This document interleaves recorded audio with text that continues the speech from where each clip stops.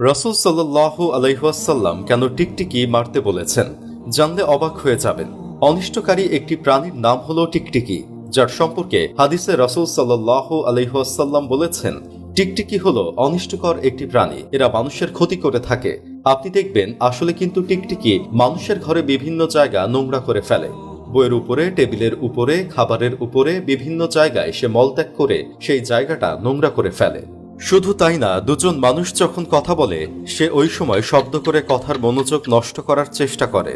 মিরকাতুল মাফাতি গ্রন্থে ইবনে মালিক রহমতুল্লাহ আলাইহি বলেন, টিকটিকির মূল টার্গেট হলো মানুষের খাবার নষ্ট করা, বিশেষ করে লবণ। যদি সে খাবার নষ্ট করতে কাছাকাছি না পৌঁছাতে পারে তাহলে সে উপরে উঠে যায়। ঘরের কোনায়, উপরের ছাদে, বিভিন্ন জায়গায় থেকে সে তার বিষটা নিক্ষেপ করে। সৃষ্টিগতভাবেই এটা ক্ষতিকারক প্রাণী। এই টিকটিকি সম্পর্কে রাসূল করিম সাল্লাল্লাহু আলাইহি ওয়াসাল্লাম হাদিসের মধ্যে বলেছেন যে